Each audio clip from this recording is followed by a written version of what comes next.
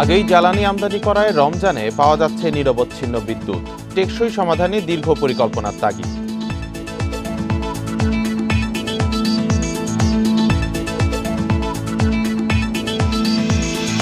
সংস্কার ও রোহিঙ্গা সংকটে ভূমিকা রাখবে গুতেরেসের সফর।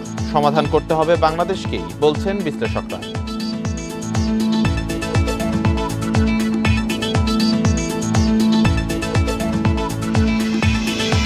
এপ্রিলে আসছে নতুন সংগঠন, শীর্ষ নেতৃত্বে সাবেক শিবির নেতারা। স্বাগত জানালেন এনসিপি রাজনৈতিক বিশ্লেষকরা।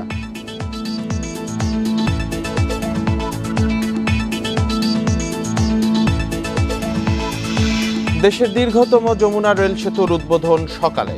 5 মিনিটেই নদী পার, বাড়বে যোগাযোগ, বাণিজ্য, অর্থনীতির গতি।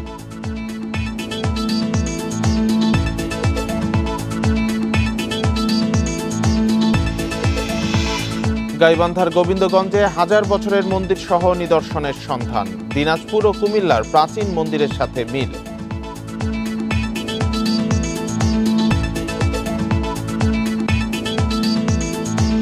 স্বাগত ইন্ডিপেন্ডেন্ট সংবাদে। আপনাদের সাথে আছি রাকিব আহমেদ। শিরোনামগুলো জানাচ্ছিলাম, এবার জানাবো বিস্তারিত খবর। গত রমজানে দৈনিক 500 থেকে 700 মেগাওয়াট লোডশেডিং হলো। এবার নিরবচ্ছিন্ন বিদ্যুৎ পাচ্ছেন গ্রাহকরা। কারণ বাড়তি চাহিদা মেটাতে আগে থেকেই পরিকল্পনা মতো জ্বালানি আমদানিতে গুরুত্ব দিয়েছে সরকার। বিশেষজ্ঞরা বলছেন, বিদ্যুৎ যোগানে সাময়িক চ্যালেঞ্জ মোকাবেলায় সফল হলেও টেকসই সমাধানে দীর্ঘমেয়াদী অর্থ সংস্থানের পরিকল্পনা জরুরি। এই ঈদে জামা জুতো অ্যাক্সেসরিজের ডিসকাউন্ট।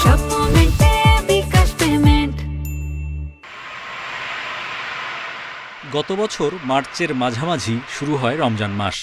বিদ্যুৎ বিভাগের তথ্য বলছে, দিনের বেলায় সর্বোচ্চ 513 মেগাওয়াট লোডশেডিং ছিল 14 মার্চ, আর রাতে সর্বোচ্চ ছিল 30 মার্চ 666 মেগাওয়াট। ওই দিনই সর্বোচ্চ বিদ্যুৎ উৎপাদন ছিল 13,353 মেগাওয়াট। চলতি বছর রমজানে নিরবচ্ছিন্ন বিদ্যুৎ সরবরাহের পরিকল্পনা নেয় অন্তর্বর্তী সরকার। এলএনজি, কয়লা, ফার্নেস অয়েলের আমদানিতে অর্থের যোগান নিশ্চিতে বাংলাদেশ ব্যাংক গভর্নর, অর্থ উপদেষ্টার সঙ্গে বৈঠক করেন বিদ্যুৎ উপদেষ্টা। আশ্বাস দেন, যান্ত্রিক ত্রুটি ছাড়া রমজানে লোডশেডিং হবে না। আমরা ইনশাআল্লাহ চেষ্টা করব রোজার মাসকে সম্পূর্ণভাবে লোডশেডিং মুক্ত রাখতে। এই জন্য অতিরিক্ত জ্বালানি আমদানি করতে হবে। চলতি মাসের প্রথম 2 সপ্তাহে বিদ্যুতের চাহিদা ছিল 13,000 মেগাওয়াটের মধ্যে। তারপর চাহিদা 15,000 মেগাওয়াট ছাড়ালেও প্রায় পুরোটাই যোগান দেয়া গেছে। আদানির কেন্দ্র থেকে 1350, ভারতের অন্যান্য উৎস থেকে আসছে প্রায় 1000 মেগাওয়াট বিদ্যুৎ। বেড়েছে গ্যাস, কয়লা, তরল জ্বালানির বিদ্যুৎ উৎপাদন। তবে বিদ্যুৎ ও জ্বালানির বড় অঙ্কের বকেয়া নিয়ে শঙ্কায় বিশ্লেষকরা। রমজানের মতো একটা গুরুত্বপূর্ণ মাসে বিদ্যুৎ সরবরাহ স্বাভাবিক রাখতে পারাটা এবং এইভাবে ক্রাইসিস ম্যানেজমেন্ট করাটাকে আমরা আপাতভাবে ইতিবাচক দেখছি। তবে আমরা সিপিডির পক্ষ থেকে যে রিকমেন্ডেশনটি দিয়েছি, যে এই ধরনের ক্রাইসিস ম্যানেজমেন্ট দীর্ঘদিনের জন্য সহায়ক কোনো উদ্যোগ নয়, সরকারকে দীর্ঘদিনের জন্য একটা ফাইন্যান্সিয়াল প্ল্যান বের করতে হবে। রমজানের শেষ দিনগুলোতে তাপমাত্রা বৃদ্ধির সঙ্গে বিদ্যুতের চাহিদাও বাড়বে বলে মনে করেন পর্যবেক্ষকরা। তাদের মতে, লোডশেডিং মুক্ত রাখতে অতিরিক্ত উৎপাদনে সরকারের ওপর বাড়বে ভর্তুকির চাপ। Hari Saha, independent news, Dhaka. গুতেরেসের বাংলাদেশ সফর রোহিঙ্গা সংকট ও দেশের সংস্কারে ভূমিকা রাখতে পারে। বিশ্লেষকরা বলছেন, বাংলাদেশের উদ্যোগ বিশ্বের নজরে আনতে পারেন জাতিসংঘ মহাসচিব। তবে এ দুটি বিষয়ে গুতেরেসের সরাসরি কিছু করার নেই। বিশেষজ্ঞদের মতে, জাতিসংঘ নয়, সংকটের সমাধান করতে হবে বাংলাদেশকেই। 2018 সালের পর দ্বিতীয়বার বাংলাদেশ সফর করলেন জাতিসংঘ মহাসচিব অ্যান্তোনিও গুতেরেস। পরিদর্শন করেছেন কক্সবাজার রোহিঙ্গা শিবির। সংকট সমাধানে মিয়ানমারের ওপর চাপ বাড়ানোর পরামর্শ দিয়েছেন। রোহিঙ্গাদের জন্য আর্থিক সহায়তা কমিয়েছে যুক্তরাষ্ট্র। যদি নতুন করে বরাদ্দ মেলে, তবেই গুতেরেসের বাংলাদেশ সফর সার্থক হবে বলে মনে করেন আন্তর্জাতিক সম্পর্ক বিশেষজ্ঞ অধ্যাপক ডক্টর ইমতিয়াজ আহমেদ। আর সাবেক রাষ্ট্রদূত এম হুমায়ুন কবির বলছেন, জাতিসংঘ পাশে থাকলেও রোহিঙ্গা সমস্যার সমাধান করতে হবে বাংলাদেশকেই। গুরুত্বটা ছিল এই কারণে, যেহেতু আমেরিকা বড় আকারেই বলতে গেলে ফান্ড কমিয়ে দিয়েছে এবং একেবারে লাইফ সেভিংয়ের ফান্ডের উপরেই জোর দিচ্ছে। বাকিগুলো দেওয়া হবে না। তাই যদি হয় তাহলে বোঝা যাচ্ছে যে একটা বড় ঘাটতি পড়বে, কারণ লাইফ সেভিং ছাড়াও তো অনেক ধরনের খরচ আছে, হাউজিং করা, হাউজিংকে আবার ঠিক মতন রাখা, অনেক ধরনের খরচ আছে। তো সেই জায়গায় যেটা গুরুত্ব হলো যে তার অফিস বা তিনি ব্যক্তিগতভাবে ওই গ্যাপটা পূরণ করতে পারবে কিনা। রোহিঙ্গা সমস্যাটা যদি সমাধান করতে হয় তারা আমাদের সহযোগী হতে পারবেন, কিন্তু উদ্যোগের জায়গাটা আমাদের কাছ থেকে আসতে হবে শেষ বিচারে।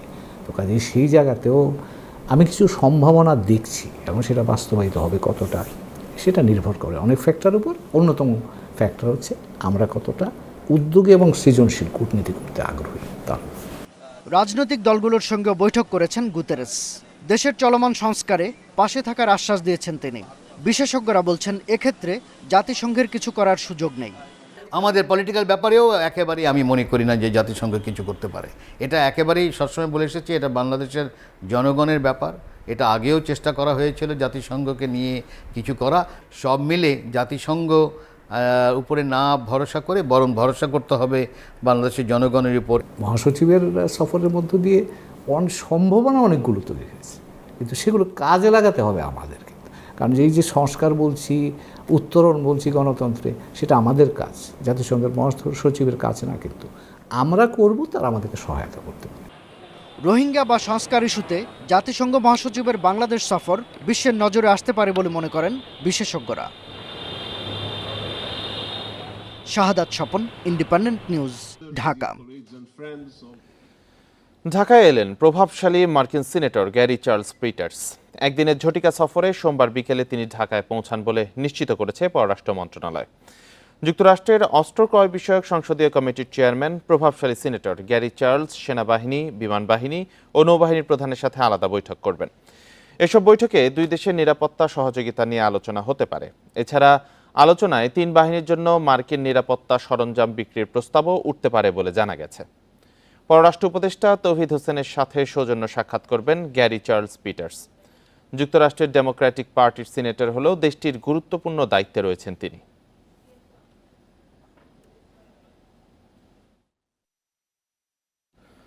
বাংলাদেশের সংখ্যালঘু নির্যাতন হচ্ছে। মার্কিন জাতীয় গোয়েন্দা পরিচালক তুলসী গ্যাবার্ডের এমন মন্তব্যের উদ্বেগ প্রকাশ করে অভিযোগটি ভিত্তিহীন বলে জানিয়েছে প্রধান উপদেষ্টার কার্যালয়। সোমবার রাতে এ বিষয়ে প্রধান উপদেষ্টার ফেসবুক অ্যাকাউন্টে বিজ্ঞপ্তি প্রকাশ করা হয়। ভারত সফররত মার্কিন কর্মকর্তা তুলসী গ্যাবার্ড সোমবার দেশটির সংবাদ মাধ্যম এনডিটিভিকে বলেন, ধর্মীয় সংখ্যালঘুদের উপর নিপীড়ন, নির্যাতন মার্কিন সরকার ও ট্রাম্প প্রশাসনের প্রধান উদ্বেগের বিষয় হয়ে দাঁড়িয়েছে। বাংলাদেশে ইসলামী চরমপন্থার মাথাচাড়া দিতে পারে বলে উদ্বেগ প্রকাশ করেন তিনি। তুলসী গ্যাবার্ডের এমন মন্তব্য বিভ্রান্তিকর এবং বাংলাদেশের ভাবমূর্তি ও সুনামের জন্য ক্ষতিকর বলেছে প্রধান উপদেষ্টার দপ্তর। দেশে ঐতিহ্যগতভাবে শান্তিপূর্ণ ও অন্তর্ভুক্তিমূলক ইসলাম চর্চার জন্য সুপরিচিত এবং চরমপন্থা ও সন্ত্রাসবাদের বিরুদ্ধে লড়াইয়ে অসাধারণ অগ্রগতি অর্জন করেছে বলে জানানো হয় বিবৃতিতে। গ্যাবার্ডের মন্তব্য কোনো নির্দিষ্ট প্রমাণ বা অভিযোগের উপর ভিত্তি করে করা হয়নি বলে ওই বিবৃতিতে জানানো হয়।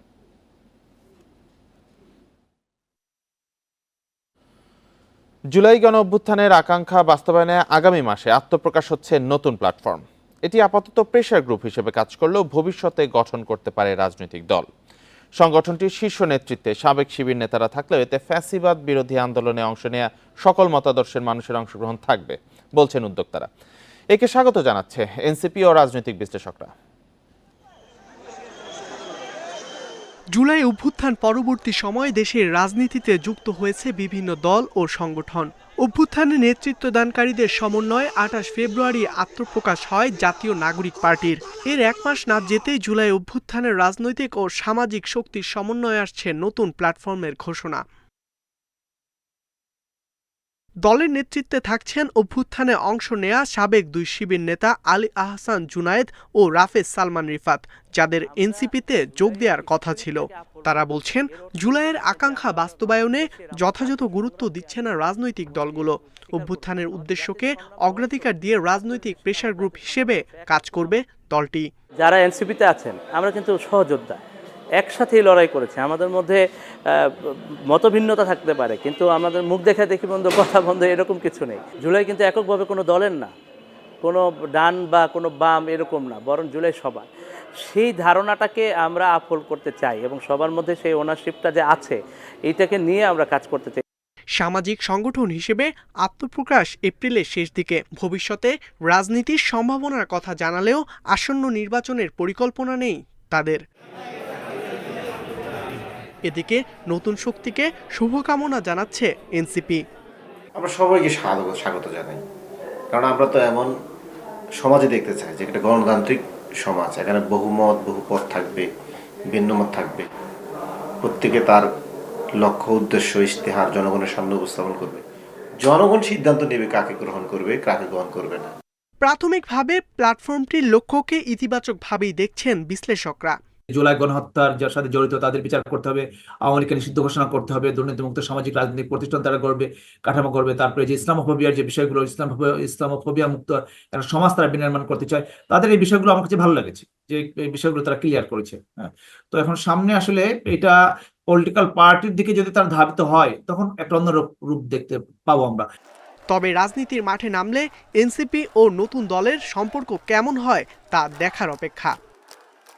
ইকরামুল কবির, ইন্ডিপেন্ডেন্ট নিউজ, ঢাকা। বিএনপিকে আবারও ১/১১ মতো মিডিয়া ট্রায়ালের মুখোমুখি করা হচ্ছে বলে মন্তব্য করেছেন বিএনপি ভারপ্রাপ্ত চেয়ারম্যান তারেক রহমান। সোমবার সন্ধ্যায় এক ইফতার মাহফিলে লন্ডন থেকে ভার্চুয়ালি যোগ দিয়ে তিনি কথা বলেন। তারেক রহমান বলেন, বিএনপি অধিকাংশ মানুষের সমর্থন পাবে, এই বিষয়টি যত স্পষ্ট হচ্ছে ততই অপপ্রচার বাড়ছে। রাজধানীর একটি হোটেলে জিয়া সাইবার ফোর্সের 10ম প্রতিষ্ঠাবার্ষিকী উপলক্ষে ইফতার মাহফিলের আয়োজন করা হয়। লন্ডন থেকে ভার্চুয়ালি যোগ দিয়ে অনলাইন অ্যাক্টিভিস্টদের সাথে কথা বলেন বিএনপির ভারপ্রাপ্ত চেয়ারম্যান তারেক রহমান। সংক্ষিপ্ত বক্তব্যে তিনি বলেন, বিএনপি ও বাংলাদেশি জাতীয়তাবাদের বিরুদ্ধে একটি মহল ষড়যন্ত্র করছে। তিনি বলেন, বিএনপির সংখ্যাগরিষ্ঠতা পাওয়ার বিষয়টি যত স্পষ্ট হচ্ছে ততই বিএনপির বিরুদ্ধে মন গড়া অভিযোগ তোলা হচ্ছে। যারা ষড়যন্ত্র করছে বাংলাদেশ জাতীয়তাবাদী দল, বাংলাদেশি জাতীয়তাবাদী শক্তির বিরুদ্ধে, একই সাথে দেশের স্বাধীনতা সার্বভৌমত্বের বিরুদ্ধে, তারা তাদের অবস্থান থেকে তাদের সাথে যে সকল মিডিয়া হাউসের সম্পর্ক আছে তাদের মাধ্যমে ঠিক 1/11-এর সময় যেভাবে বিএনপিকে মিডিয়া ট্রায়ালের সম্মুখীন করা হয়েছিল, ঠিক একইভাবে এরকম একটি প্রেক্ষাপট ধীরে ধীরে তৈরি করার চেষ্টা তারা করছে। তারেক রহমান বলেন, জনগণের জন্য জবাবদিহিমূলক সরকার প্রতিষ্ঠা করা দরকার। স্বৈরাচারের আমল থেকে শুরু করে এই মুহূর্ত পর্যন্ত বাংলাদেশের জনগণের কাছে জবাবদিহিতার কোনো সরকার নেই। সংসদের মাধ্যমে জনগণকে জবাবদিহি করতে যারা বাধ্য থাকবে, যেই সরকার বাধ্য থাকবে, একমাত্র সেই সরকারের পক্ষেই সম্ভব মানুষের জন্য ভালো কিছু করা, দেশের জন্য ভালো কিছু করা। মত পার্থক্য ভুলে ভবিষ্যতের সব প্রতিকূলতা মোকাবেলা করতে নেতাকর্মীদের ঐক্যবদ্ধ থাকার আহ্বান জানান বিএনপির ভারপ্রাপ্ত chairman. Jahanara Parvin, Independent news, Dhaka. নারী ও শিশু নির্যাতন দমন আইনে পরিবর্তন আসছে বৃহস্পতিবার। সংশোধিত এই আইনে শিশুদের ধর্ষণের বিষয়টিকে সর্বোচ্চ গুরুত্ব দেওয়া হচ্ছে। কমিয়ে আনা হবে বিচারিক কার্যক্রমের দীর্ঘসূত্রিতা। এছাড়া ডিএনএ প্রতিবেদন ছাড়াই বিচার কার্যক্রম চলমান রাখতে পারবে আদালত। সোমবার সংবাদ সম্মেলনে এসব তথ্য দেন আইন উপদেষ্টা। সম্প্রতি মাগুরাসহ দেশব্যাপী নারী ও শিশু ধর্ষণের ঘটনায় প্রতিবাদের ঝড় ওঠে। এরই ধারাবাহিকতায় বিভিন্ন সংগঠন ও শিক্ষার্থীরা বিক্ষোভ কর্মসূচি পালন করে। সোমবার দুপুরে নারী ও শিশু ধর্ষণের ঘটনাটিকে গুরুত্ব দিয়ে নিরাপত্তা বাহিনীর সাথে বিশেষ সভা করেন উপদেষ্টারা। পরে নগরীর বেইলি রোডের ফরেন সার্ভিস একাডেমিতে সংবাদ সম্মেলনে জানানো হয়, বৃহস্পতিবার চূড়ান্ত হচ্ছে নারী ও শিশু নির্যাতন দমন আইন। এতে বলা হয়, মামলাগুলোর বিচারিক কার্যক্রম চলমান রাখতে চট্টগ্রাম ও রাজশাহীতে আরও 2টি ডিএনএ ল্যাব স্থাপন করা হবে। এই ধর্ষণের বিচারের ক্ষেত্রে বিলম্ব হওয়ার একটা বড় কারণ হচ্ছে পর্যাপ্ত পরিমাণ ডিএনএ ল্যাব না থাকা।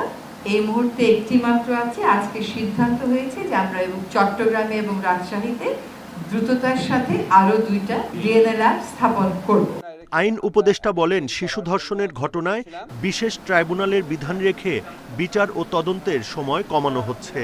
2-3 দিনের মধ্যে আসিয়ার ডিএনএ রিপোর্ট পাওয়া যাবে বলেও জানান উপদেষ্টা। ডিএনএ রিপোর্ট পাওয়ার অপেক্ষায় অনেক মামলা বছরের পর বছর ঝুলে থাকতো। তো আমরা এই আইনে বিধান করেছি, ডিএনএর রিপোর্ট ছাড়াই আদালত যদি মনে করে মেডিকেল সার্টিফিকেট এবং পারিপার্শ্বিক সাক্ষ্যের ভিত্তিতে বিচার সম্ভব, তাহলে আদালত ডিএনএ সার্টিফিকেট ছাড়াই মামলা দ্রুত বিচার করার জন্য মেডিকেল সার্টিফিকেট এবং পারিপার্শ্বিক সাক্ষ্যের ভিত্তিতে বিচার করবে। এছাড়া নিরাপত্তা বাহিনীর সাথে বিশেষ এ সভায় দেশব্যাপী মাজার ভাঙার বিষয়েও হুঁশিয়ারি দেন উপদেষ্টারা। Buddhadeb Kundu, independent news, Dhaka. নরসিংদীর রায়পুরায় এক গৃহবধূকে ঘরে ঢুকে ধর্ষণ ও ভিডিও ধারণের অভিযোগ উঠেছে। ঘটনা কাউকে জানালে স্বামী স্ত্রীকে হত্যার হুমকিও দিয়েছে জড়িতরা।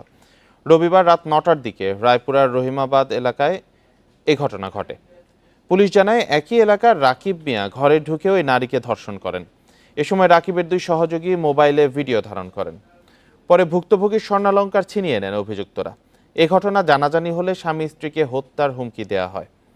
সোমবার বিকেলে নরসিংদীর পুলিশ সুপারের কার্যালয়ে অতিরিক্ত পুলিশ সুপার কলিমুল্লার কাছে ঘটনার বর্ণনা দেন ভুক্তভোগী নারী। এ ঘটনায় সংশ্লিষ্ট থানায় লিখিত অভিযোগ করা না হলেও জড়িতদের ধরতে এরই মধ্যে মাঠে নেমেছে পুলিশ। এখনো এজাহার দেয়নি, এজাহার দিলে আমরা সব ব্যবস্থা নেব, আইনগত সব ব্যবস্থা। আসামি ধরবো, তবে আসামি ধরার জন্য অলরেডি আমাদের টিম কাজ করতেছে। মামলাটা প্রক্রিয়াধীন, আসামি ধরা হয়নি।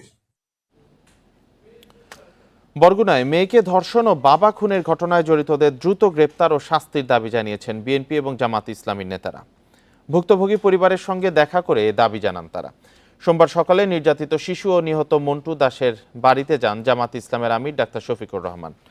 এ সময় তিনি বলেন, ভুক্তভোগী শিশুটির 18 বছর পূর্ণ না হওয়া পর্যন্ত পরিবারের পাশে থাকবে জামাত। শিশু নির্যাতন ও বাবাকে হত্যার ঘটনার নিন্দা জানান তিনি।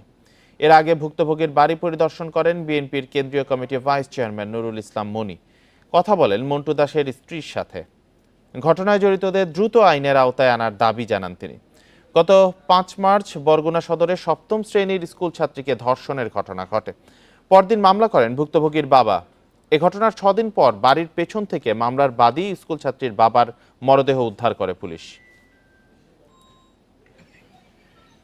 মহান আল্লাহর পর ভরসা করে আমরা তাদেরকে আশ্বস্ত করে এসেছি, আমরা প্রতি মাসে এই পরিবারের সাথে থাকব ইনশাআল্লাহ। তারা, এই বাচ্চারা তাদের বাবা জীবিত থাকা অবস্থায় যেভাবে চলেছে, এখন যেন তার চাইতে কমপক্ষে একটু ভালো চলতে পারে, সেই দিকে আমরা খেয়াল রাখব। আমরা বিভিন্ন সময় দায়িত্ব নেব এবং দায়িত্ব নিয়ে যাতে এই পরিবারটি সচল থাকতে পারে এবং কার্যক্রম করে ভবিষ্যতে যারা তারা এই বাচ্চাগুলো মানুষ করতে পারে, বড় হতে পারে, সেরকম কার্যক্রম আমরা চেষ্টা করব। বৈষম্য বিরোধী আন্দোলনের সময় শিক্ষার্থীদের উপর হামলায় জড়িত থাকার অভিযোগে জাহাঙ্গীরনগর বিশ্ববিদ্যালয়ের 289 শিক্ষার্থীকে সাময়িক বহিষ্কার সহ বিভিন্ন ধরনের শাস্তি দেওয়া হয়েছে। একই অভিযোগে 9 জন শিক্ষককেও সাময়িক বহিষ্কার করা হয়েছে। সোমবার রাত 3টার দিকে বিশ্ববিদ্যালয়ের সিন্ডিকেট সভা শেষে সব সিদ্ধান্তের কথা জানায় বিশ্ববিদ্যালয় কর্তৃপক্ষ। শাস্তি পাওয়া সব শিক্ষার্থী নিষিদ্ধ ছাত্রলীগের নেতাকর্মী বলে জানা গেছে। এছাড়া শিক্ষার্থীদের দাবির প্রেক্ষিতে বিশ্ববিদ্যালয়ের শেখ পরিবারের সদস্যদের নামে থাকা হল ও স্থাপনার নাম পরিবর্তনের সিদ্ধান্ত নেওয়া হয় সিন্ডিকেট সভায়। অবসরে যাওয়া জাহাঙ্গীরনগর বিশ্ববিদ্যালয়ের সাবেক উপাচার্য অধ্যাপক মোহাম্মদ নুরুল আলম ও সাবেক রেজিস্ট্রার আবু হাসানের পেনশন সুবিধা বাতিলের সিদ্ধান্তেও নেওয়া হয় সভায়। এছাড়া 15 জুলাই রাত জাহাঙ্গীরনগর বিশ্ববিদ্যালয়ে কালো রাত হিসেবে ঘোষণা করা হয়।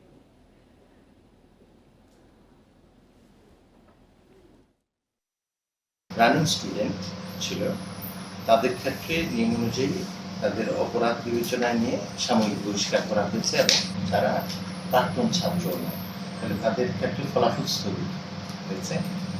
আর যারা প্রাক্তন শিক্ষার্থী কিন্তু এই অপরাধের সাথে জড়িত, তাদের শনাক্তপত্র স্থগিত করা হয়েছে।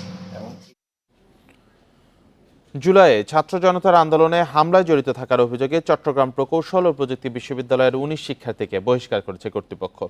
তারা সবাই নিষিদ্ধ ঘোষিত ছাত্রলীগের চুয়েট শাখার সাবেক নেতাকর্মী। সোমবার শৃঙ্খলা কমিটির সদস্য সচিব ও ছাত্র কল্যাণ অধিদপ্তরের পরিচালক মাহবুবুল আলমের সই করা আলাদা বিজ্ঞপ্তিতে এই সিদ্ধান্তের কথা জানানো হয়েছে। বিজ্ঞপ্তিতে বলা হয়, 11 মার্চ বিশ্ববিদ্যালয় শৃঙ্খলা কমিটির জরুরি সভায় শিক্ষার্থীদের বিরুদ্ধে লিখিত অভিযোগ, অভিযুক্তদের পাঠানো কারণ দর্শানো নোটিশের জবাবের পরিপ্রেক্ষিতে শাস্তির সিদ্ধান্ত হয়। এর মধ্যে 7 শিক্ষার্থীকে বিভিন্ন মেয়াদে বিশ্ববিদ্যালয়ের শিক্ষা কার্যক্রম এবং স্থায়ীভাবে আবাসিক হল থেকে বহিষ্কার করা হয়েছে।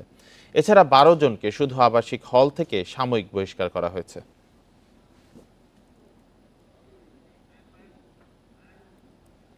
বড় পরিসরে প্রবাসীদের ভোটে অন্তর্ভুক্তি নিশ্চিত করতে চাইলে প্রক্সি ভোটের বিকল্প নেই বলে জানিয়েছেন নির্বাচন কমিশনার আবুল ফজল মোহাম্মদ সানাউল্লাহ। সোমবার দুপুরে নির্বাচন ভবনে ওআইসি-ভুক্ত দেশগুলোর বাংলাদেশ মিশন প্রধানদের সাথে বৈঠকের পর কথা বলেন তিনি। এ সময় মালয়েশিয়ার হাই কমিশনার বলেছেন, বাংলাদেশে চলমান নির্বাচন ব্যবস্থা সহ সকল সংস্কারে সমর্থন আছে তাদের। জাতীয় নির্বাচন সামনে রেখে উন্নয়ন সহযোগী দেশ ও সংস্থাগুলোর সঙ্গে নিয়মিত আলোচনা করছে নির্বাচন কমিশন, যার ধারাবাহিকতায় আজ নির্বাচন কমিশনে আসে ওআইসি-ভুক্ত 10টি দেশের 12 জন প্রতিনিধি। এ সময় আসন্ন নির্বাচন ঘিরে কমিশনের কার্যক্রম, প্রস্তুতি ও বর্তমান গণতান্ত্রিক পরিবেশ তুলে ধরা হয় বিদেশি প্রতিনিধিদের কাছে। সেই সঙ্গে আলোচনা হয় কিভাবে আসন্ন নির্বাচনে বাড়ানো যায় প্রবাসীদের ভোট। 3টি বিকল্পের মধ্যে প্রক্সি ভোটিং পদ্ধতিতে বেশি সম্ভাবনা দেখছে নির্বাচন কমিশন। সত্যিকার অর্থে আমাদের প্রবাসীদেরকে ভোট দেওয়ার সুযোগ দিতে চাই, তাহলে কোনো না কোনো একটা অপশন বা সব অপশনের কম্বিনেশন আমাদেরকে নিতে হবে। আর বড় স্কেলে যদি আগামী নির্বাচনে যদি আমরা প্রবাসীদেরকে ভোট দেওয়াতে চাই, তাহলে প্রক্সি ছাড়া আর বিকল্প খুব একটা আছে বলে মনে হচ্ছে না। ওআইসির কাছে সহযোগিতা চেয়েছে কমিশন। সুষ্ঠু ভোট আয়োজনের প্রস্তুতি চলছে জানিয়ে ইসি সানাউল্লাহ বলেন, অতীতে ফিরতে চায় না কমিশন।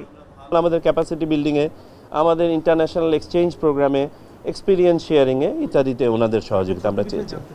এদিকে নির্বাচনের পর্যবেক্ষক পাঠানোর পাশাপাশি সার্বিক সহায়তার আশ্বাস দিয়েছে মালয়েশিয়া সহ বিভিন্ন দেশ। অবশ্যই মালয়েশিয়া বাংলাদেশ সরকার গৃহীত নির্বাচন ব্যবস্থা সংস্কার সহ সকল সংস্কারকে সমর্থন করে। আমরা চাই একটি অবাধ, সুষ্ঠু নির্বাচন, যেখানে প্রবাসী শ্রমিকরাও অংশ নিতে পারবে। নির্বাচন কমিশন জানিয়েছে, কোনো প্রবাসী যেন ভোট দিতে গিয়ে আইনি বাধার সম্মুখীন না হয় সে বিষয়ে সতর্ক আছে কমিশন। আমাদের বর্তমান যে মেথডটা আছে আপনাদেরকে ইকরামুল কবির, ইন্ডিপেন্ডেন্ট নিউজ, ঢাকা। বিপ্লবের পর রাষ্ট্র গঠনে ভয় কিংবা লোভ লালসায় যুব সমাজকে পথ না হারানোর আহ্বান জানিয়েছেন জামাতে ইসলামের আমির ডাক্তার শফিকুর রহমান। সোমবার রাজধানীর একটি হোটেলে বাংলাদেশ ডেভেলপমেন্ট পার্টির ইফতার মাহফিলে এ আহ্বান জানান তিনি। শফিকুর রহমান বলেন, গণ অভ্যুত্থানের পর রাজনীতিকদের কাছে যুব সমাজের অনেক প্রত্যাশা ছিল, তবে বিভিন্ন বিরোধের কারণে তা পূরণ হচ্ছে না। রাজনীতির চরম অবক্ষয় হয়েছে মন্তব্য করে দেশের উন্নয়নে সবাইকে একসঙ্গে কাজ করার আহ্বানও জানান জামাতের আমির। এদিকে আওয়ামী লীগকে নিষিদ্ধ করার দাবি জানান অন্য দলের নেতারা।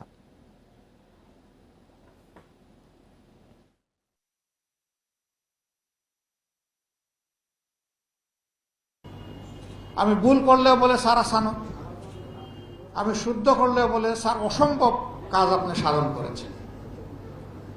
এমন পর্যায়ে নিয়ে যাওয়া হয়, আমি আর মানুষ থাকি না, রাজনীতিবিদরা আমরা অতিমানব হয়ে যাই। এটা রাজনীতি এবং দলের পতন নয়, একটা সভ্যতার পতন ঘটায়। আজ আনুষ্ঠানিকভাবে উদ্বোধন হচ্ছে যমুনা রেল সেতু। যমুনা নদীর উপর নির্মিত দেশের দীর্ঘতম রেলওয়ে সেতু পার হতে লাগবে সর্বোচ্চ 5 মিনিট, যা ট্রেন চলাচলের গতি বাড়াবে। উত্তরাঞ্চল সহ দেশের যোগাযোগ, বাণিজ্য, অর্থনীতিতে যোগ করবে নতুন মাত্রা। যমুনা সেতুর পাশ ঘেঁষে গড়ে উঠেছে আরেকটি রেল সেতু। 12 ফেব্রুয়ারি থেকে এতে পরীক্ষামূলকভাবে চলছে ট্রেন। এখন আনুষ্ঠানিকভাবে উদ্বোধনের অপেক্ষা। 2006 সালে যমুনা সেতুতে ফাটল দেখা দেওয়ার পর ট্রেন চলার গতি বেঁধে দেওয়া হয় 20 কিলোমিটার। এতে সেতু পার হতে এক একটি ট্রেনের সময় লাগত 20 থেকে 25 মিনিট। এছাড়া একটি মাত্র লাইন থাকায় দুই প্রান্তে অপেক্ষা করতে হতো ট্রেনগুলোকে। ডাবল ট্র্যাকের নতুন রেল সেতুতে ট্রেন চলতে পারবে 120 কিলোমিটার গতিতে। এক একটি ট্রেনের পার হতে সময় লাগবে 3 থেকে 5 মিনিট।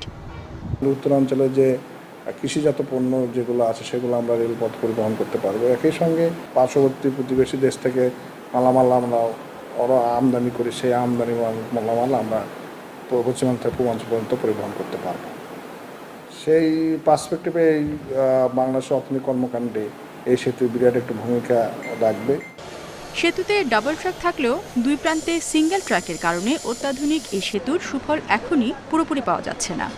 প্রতিনিয়ত বাড়ি থেকে আসা যাওয়া করে আমরা কাজে যোগদান করতে পারবো, এটা আমাদের জন্য অনেকটা ভালো হবে। যদি আমাদের এই রাস্তাটা 2 লাইন হয় তাহলে আমাদের সুবিধা হবে, আমরা এতে উপকার পাবো।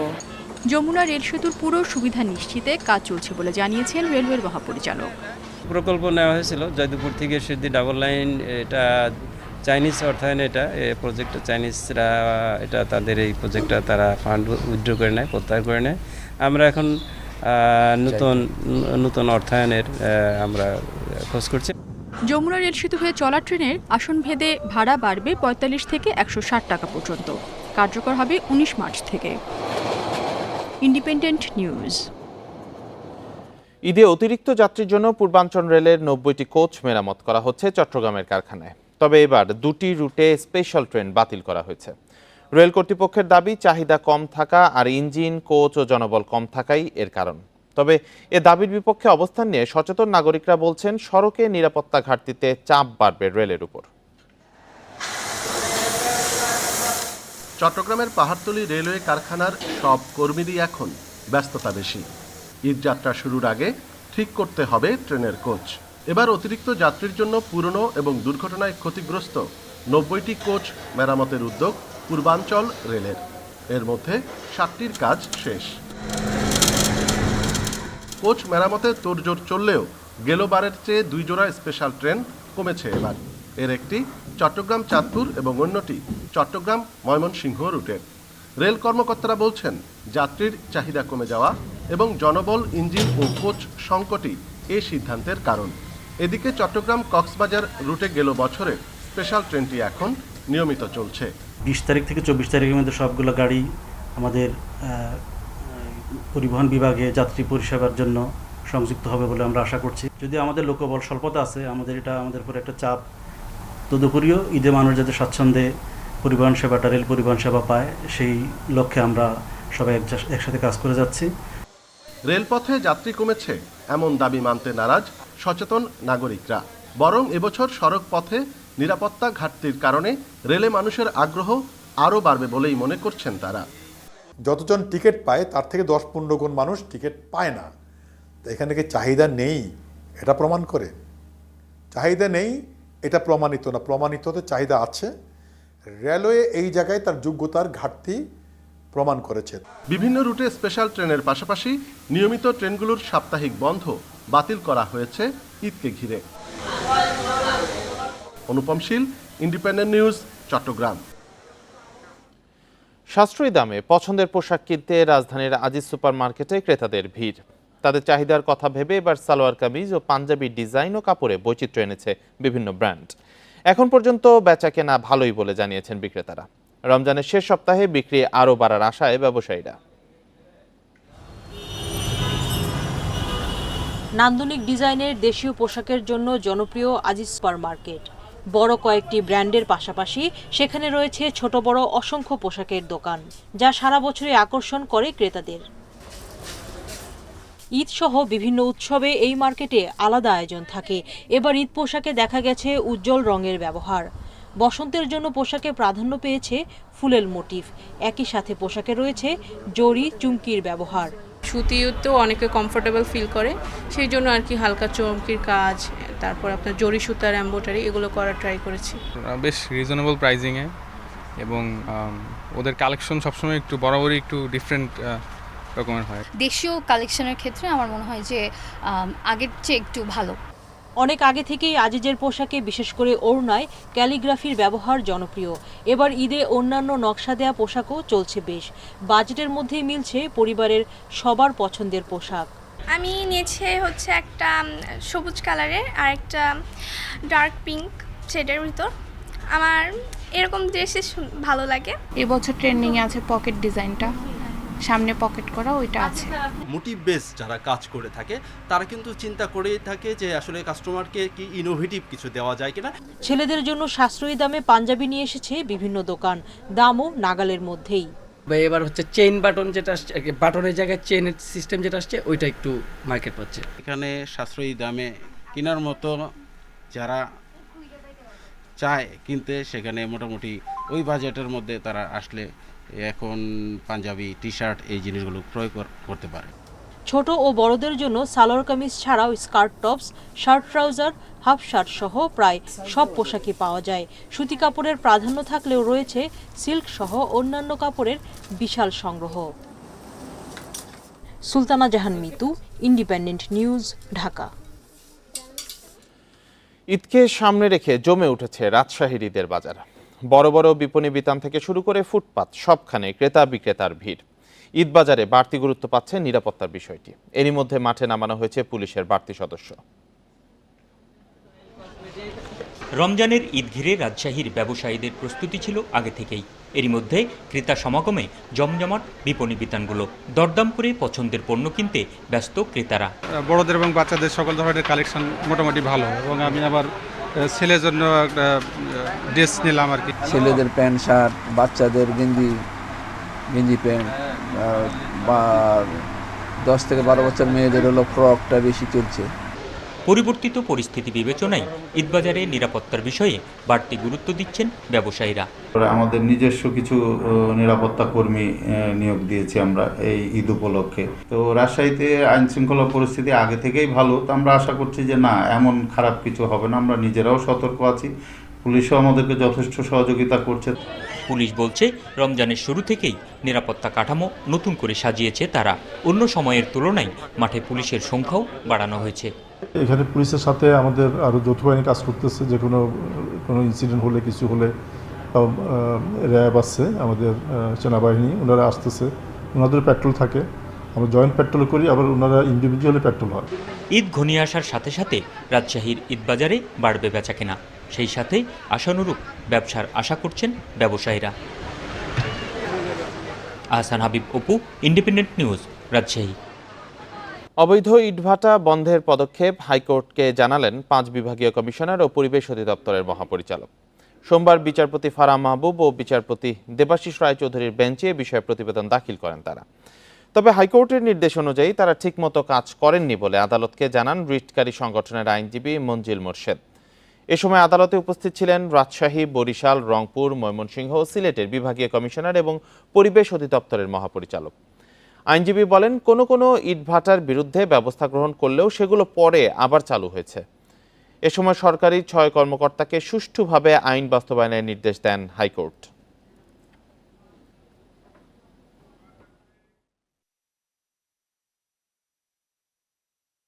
আদালত বলেছেন, আপনারা ফিল্ড লেভেলে কাজ করেন, আমরা যে আদেশটা দেই এটা বাস্তবায়ন আপনারা করবেন। আপনারা যদি বাস্তবায়ন করতে ব্যর্থ হন তাহলে সেক্ষেত্রে কিন্তু এই পরিবেশ দূষণ বন্ধ করা যাবে না। অতএব এটা সিরিয়াসলি আপনারা দেখবেন, যাতে কোনোভাবে কেউ লাইসেন্সবিহীন কোনো ইটভাটা কেউ চালাতে না পারে। চাঁদপুরের শাহরাস্তিতে সৌদি প্রবাসীর বাড়ির ছাদ থেকে আলমগীর হোসেন নামে এক যুবকের গলা কাটা মরদেহ উদ্ধার করা হয়েছে। সোমবার রাতে শাহরাস্তির মণিপুর গ্রামের মাস্টার বাড়িতে এই ঘটনা ঘটে। পুলিশ জানিয়েছে, প্রবাসী মানিকের ভাই শিপন নামাজ শেষে বাড়ি ফিরে মানুষের উপস্থিতি টের পেয়ে ছাদে যান। এ সময় আলমগীরকে রক্তাক্ত অবস্থায় দেখতে পেয়ে চিৎকার দিলে আশেপাশের মানুষ জড়ো হয়। খবর পেয়ে পুলিশ গিয়ে মরদেহটি উদ্ধার করে। ঘটনাস্থল থেকে একটি ছুরি উদ্ধার করা হয়েছে। আলমগীরের মৃত্যুর রহস্য জানতে কাজ চলছে জানিয়ে তদন্ত করে ব্যবস্থা নেওয়া হবে বলে জানিয়েছে পুলিশ।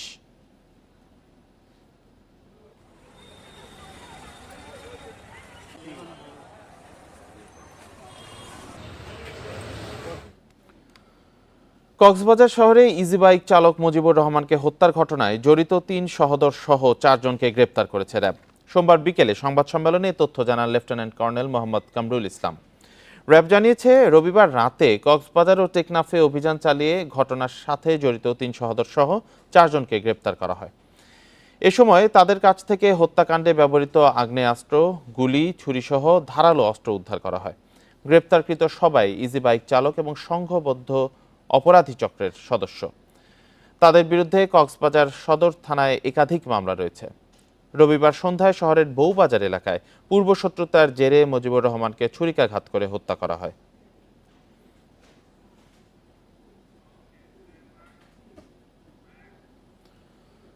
গাইবান্ধার গোবিন্দগঞ্জে প্রত্নতাত্ত্বিক খননে সম্প্রতি 1000 বছর আগে তৈরি প্রাচীন মন্দির সহ নানান নিদর্শন পাওয়া গেছে। এর নির্মাণ শৈলীর সাথে দিনাজপুর, কুমিল্লার প্রাচীন মন্দিরের মিল রয়েছে বলছেন গবেষকরা। এর আগেও এলাকাটিতে পাওয়া যায় গুরুত্বপূর্ণ নানা নিদর্শন। গোবিন্দগঞ্জে ডিসেম্বরে শুরু হওয়া খননের ধারাবাহিকতায় সম্প্রতি খোঁজ মেলে প্রত্নতাত্ত্বিক নিদর্শন সহ 2টি প্রাচীন মন্দিরের।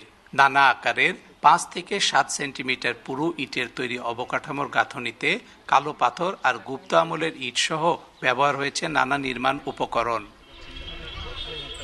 সমুদ্র সমতল থেকে প্রায় 18 মিটার উপরে অন্তত 1000 বছর আগে তৈরি মন্দিরটি 2 তলা বিশিষ্ট। 23-24 এবং 24-25 দুই অর্থবর্ষরে উৎখননের মাধ্যমে সমুদ্র সমতল পৃষ্ঠের 25.77 মিটার থেকে 17.70 মিটার পর্যন্ত গভীর খনন করি। খননে ইটের স্থাপত্য কাঠামোর পাশাপাশি পাওয়া গেছে গুরুত্বপূর্ণ আরও নিদর্শন। স্থায়ী অবকাঠামোর পাশাপাশি অলঙ্কৃত ইট, পোড়ামাটির ফলক, পোড়ামাটির ফলকের ভগ্নাংশ, মৃৎপাত্রের টুকরা, আয়রন নেইল, টিসি বল ইত্যাদি প্রত্নবস্তু আমরা পেয়েছি।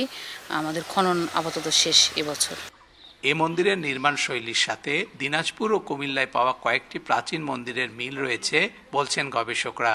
রথ প্রজেকশনের একটি মন্দির, যেটি সময়কাল কমপক্ষে 1000 বছর বা আদিম মধ্যযুগের হয়ে থাকবে, এবং পরবর্তীকালের আরেকটি মন্দিরের নমুনা আমরা পাই, যেটাকে 1100 বা 1200 শতকের বলা যাবে।